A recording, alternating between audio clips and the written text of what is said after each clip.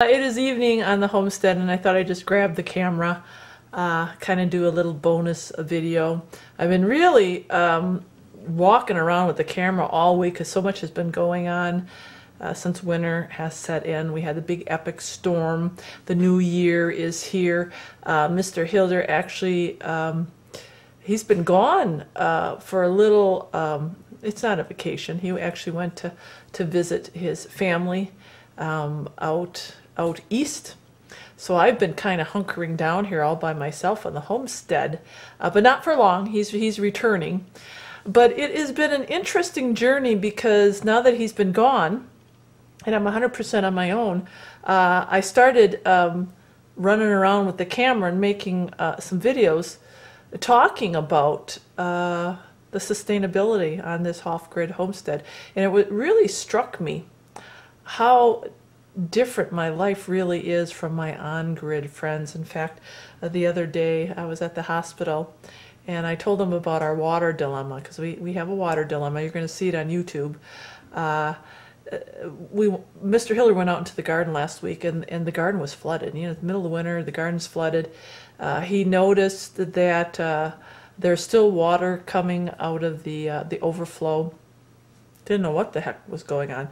I think the pressure was down also in our sink here. And you know, you think about, oh, we got to get an excavator, dig up the lines, and you know, they thought, and then he said, you know, I should have had a shut off at a certain point, but never did it. You live and you learn. You know, we put in our own water lines. Mr. Hiller did all that work, but we do have a shut off point in the garden.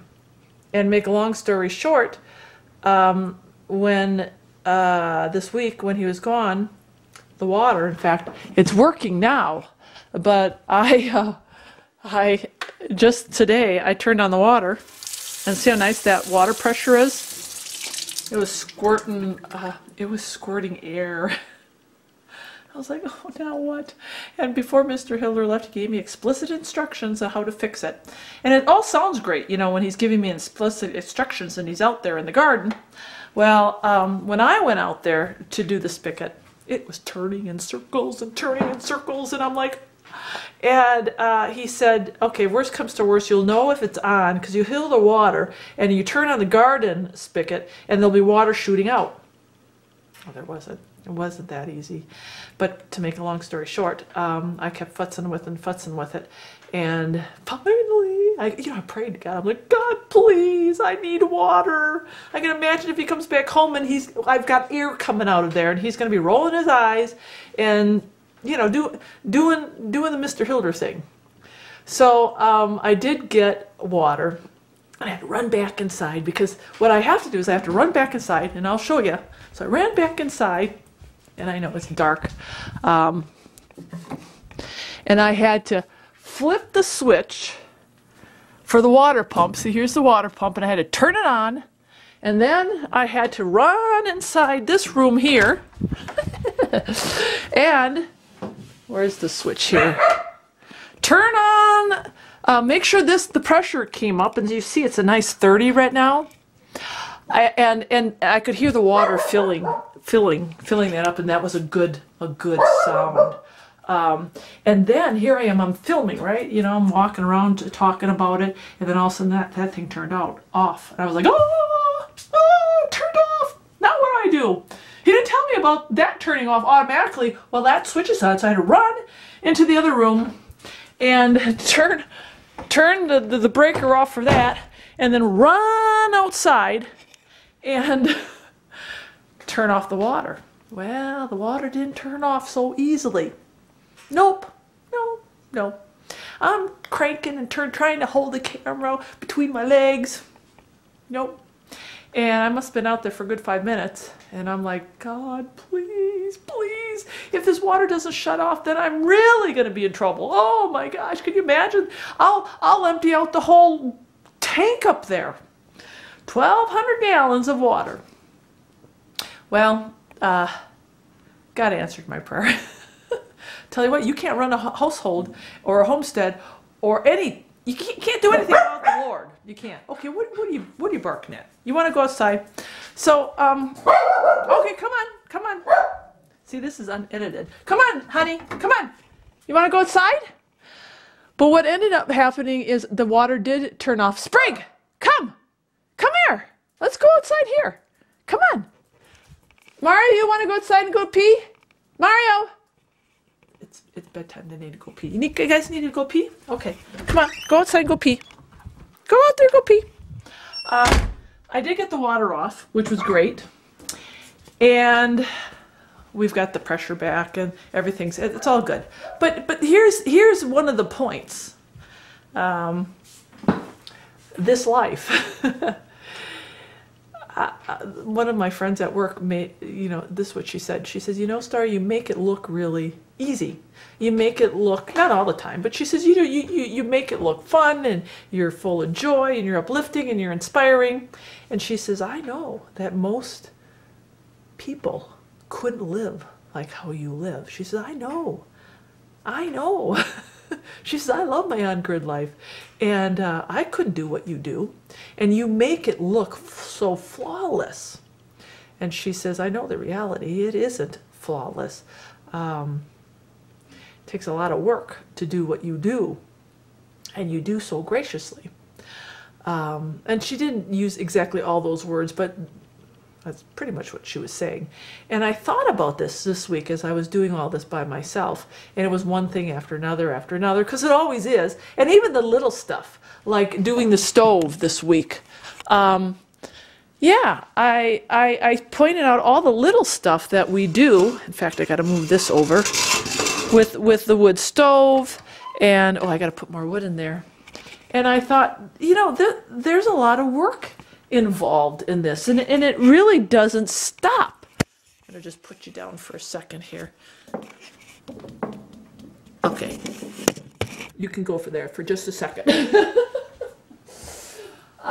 doesn't stop, and I guess we do make it look kind of easy. I don't know, but you get it. We always stress preparedness, and this is one of the things, especially with my Patreon account, that you friends, you get. The more prepared, the more you set up your homestead the right way, the less work you need to do, or when things go wrong, you're going to be ready to take them on. So I guess the moral of the story is, yeah, living off-grid is hard work. And before you dive into it or make that decision, really think about it. Because it's not a lifestyle where you can just put your feet up and chill for a while. And my friends at work remind me of that. They're like, we have a lot of conveniences. And we can put our feet up whenever we want and chill. Now, obviously, there is always that risk of, like last week, they all lost power. They weren't chilling last week. And we were up here off the grid, not missing a heartbeat. But in the big picture, that doesn't happen too often. So you got to take that all into consideration. We decided to go off the grid for the long haul. The long haul, with the belief that things are not going to get better. Things are going to deteriorate.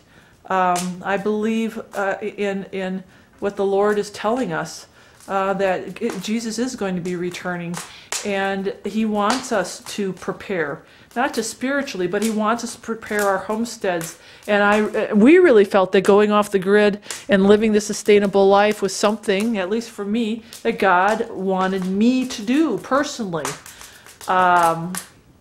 I felt that. I really felt that push to live this way.